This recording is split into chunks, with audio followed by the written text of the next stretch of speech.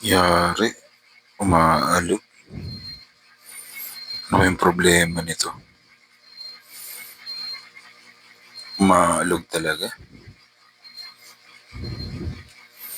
Merong clearance. Umaalog talaga. Mukhang toast gas malala.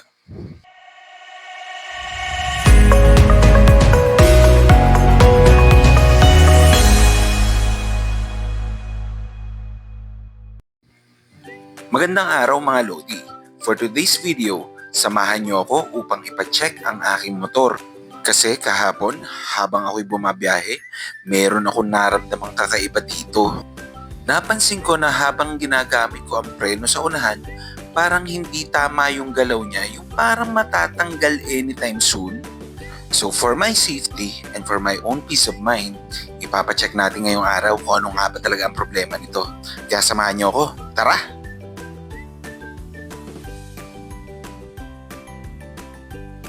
Sa part na to, tiningnan ko at sinuri kung ano ang maaaring naging problema ng aking motor.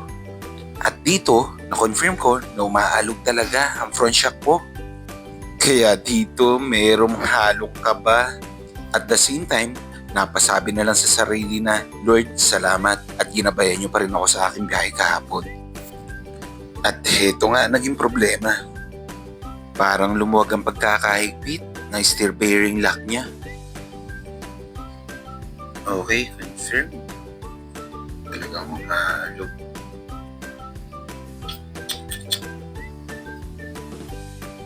O mapapagastos tayo dito malala.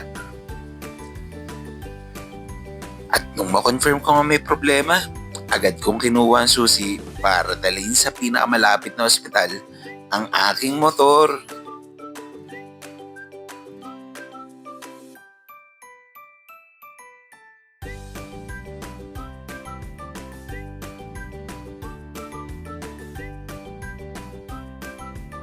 Heto na nga at nakarating na tayo sa pinakamalapit na ospital.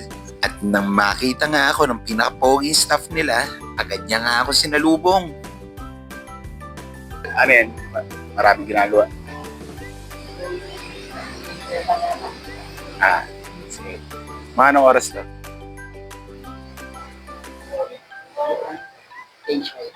Change oil na. Ano yan, kararating na? Sige. At habang nag-aantay nga ako kasi may nauna pa sa akin ng customer, dito nga ay pumasok muna kami sa loob kung saan nakita ko na naman yung mga pangarap kong motor, ang ATV at PCX. Bakit ko nga ba nasabing pangarap ko na motor ito? Kasi napaka-komportable nitong gamitin. Relax ka talaga. Maaaring hindi pa ngayon, pero soon, alam ko, ibibigay din sa atin ni Lord itong mga to.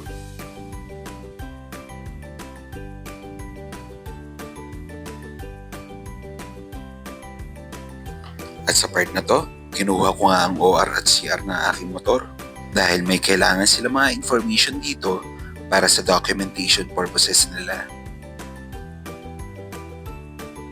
At agad ko nga inabot ang aking OR at CR. At dito, tinanong nila ako kung ano ang aking ipapaservice. At agad ko naman sinabi na ipapacheck ko nga yung bandang ball race kasi parang umaalog. Nagulat ako sa service dito. Talagang napakagalang nila makipag-usap sa akin. At syempre, hindi mawawala dyan ang konting kulitan.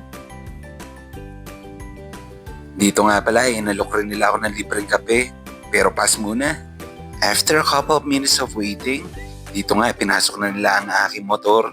At syempre, excited na ako kasi sa wakas, magagamot na ang sakit ng motor ko. At dito nga, chinek na ni Bossing kung ano nga ba talaga ang problema.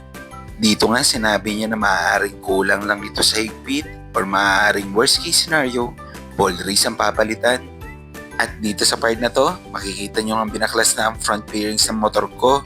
Masasabi ko talagang hindi ka magsisisi kapag dito ka nagpagawa. Kasi makikita mo talagang ingat na ingat sila kung paano nila babaklasin ang mga fairings natin.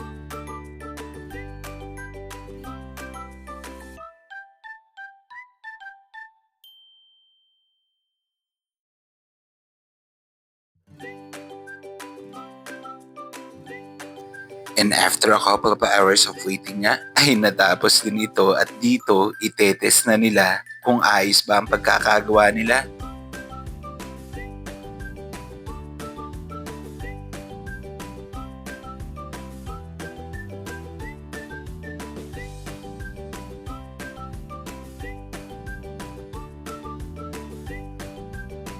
At after ng road test at after ko nga masettle ang aking bills, agad ako nagpaalam sa mga nakakwentuhan natin dito pansamantala. Napakasaya talaga ng experience natin dito sa Honda Nagcarlan. At masasabi ko nga hindi ka magsisisi. Bukod sa quality ang gawa, mura pa talaga. Shoutout nga pala sa very accommodating staff ng Honda Nagcarlan. Try nyong i-visit at magpagawa dito at sila na ang bahala sa inyo. Nagustuhan nyo ba ang videos ko? Kung oo, huwag nyo kalimutang i-like, paki-follow na din. At syempre, paki-share na din. Hanggang sa muli, paalam!